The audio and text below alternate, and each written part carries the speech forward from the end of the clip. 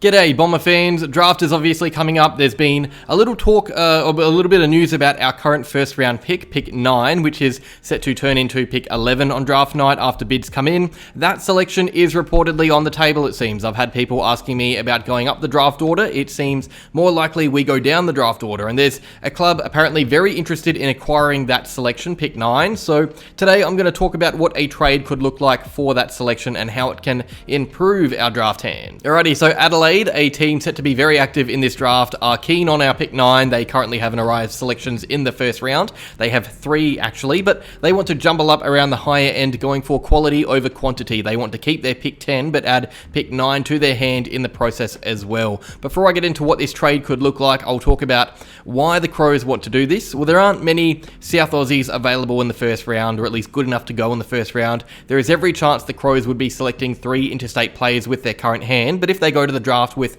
just picks 9 and 10, it means they are still not selecting South Aussie talent, but the new players would be, simply put, better. They can blood them and involve them in the fold quicker, making it easier to retain them down the track. And there are some players they clearly want at the club. The Crows are very keen on Caleb Windsor for some outside run. It means they can choose between a bunch of players many think are worthy of a top 10 placement. It would be an elite draft haul if you were to go home with, for example, Caleb Windsor and James Leake, or Darcy Wilson, or even a Bolter and Colton Tholstrup, or Ollie Murphy. They have more options if they have these 2 selections so close together. It makes them less reliant on other teams around them to navigate correct decisions. It's always good having back-to-back because you can genuinely plan for it, and that's why the Crows are interested in trading up for it. So what would a trade with Adelaide look like? I think it would involve their other selections in the first round. My initial view was a very simple one, but if you give Adelaide pick 9 and pick 31, receive 14 and 20 back the other way, it's almost identical draft capital. In fact, it's 2 points off. You are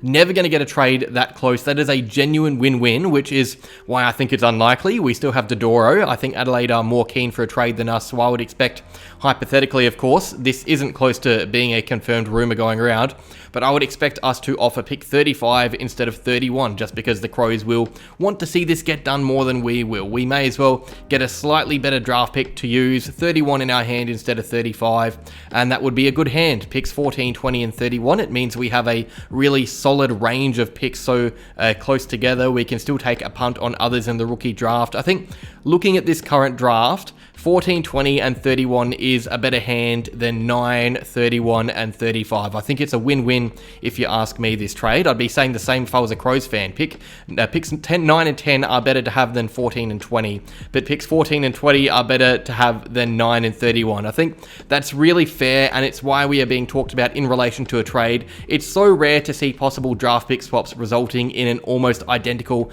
draft point index. It's not just us linked though. The Cats are apparently in the discussion as well, but the news is more so revolving around us and Adelaide. People might ask why we would want to trade away the lower pick 35 or 31 as well. Why not trade away a future pick? Well, we're only set to use 3 selections in this draft anyway to our primary list. I think we have to get rid of one of those second rounders. We can't just keep a second rounder and not use it. That would be really bad list management. So to get this done, we are pretty much throwing away second rounders. I can't see this trade getting done if we retain both 31 and 35. That is, unless they deal in futures, but then we would enter the draft so late. It just wouldn't make sense. Now, what would we get from 14, 20, and 31 or 35? I think I'll highlight it more in depth in a separate video if this is confirmed, because I haven't really discussed that range of the draft yet, but it should be noted those selections will slide. 14 could potentially turn into 18 or 19. 20 will most certainly be 25 or higher, and 31 will be roughly 33 or 34, because by that stage you have team selections vanishing through matched bids. If you have high picks, you slide in the draft order. Low picks, you rise. That's just what happens through matched academy or father-son bids.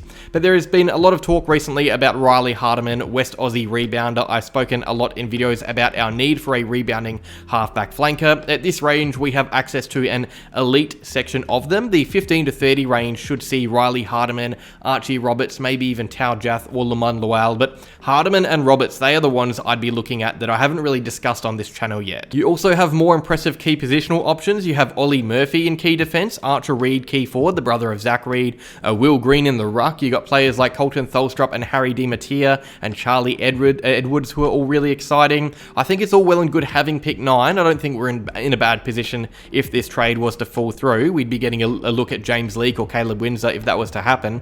But having picks 14, 20 and 31 would mean we have a genuine look at some really good first round options. I think either way we have the opportunity to build our list. One way isn't better than the other, it's just different. I know a few of you guys are getting pretty keen on the possibility of drafting Nate Caddy or Connor O'Sullivan with our pick 9. I look at those players and the teams picking before us. I would just be so surprised to see Caddy on the board come our first selection. O'Sullivan would surprise me less, but I still think it's unlikely. I think we're set to be choosing between James Leake, Darcy Wilson and Caleb Windsor with our first pick if we keep it. All very good players, but not Nate Caddy. So that is that, just a quick little update more than anything. Cheers for watching. Let me know down below what you think of this potential trade. Like if you enjoyed, subscribe if you are new, and go Bombers.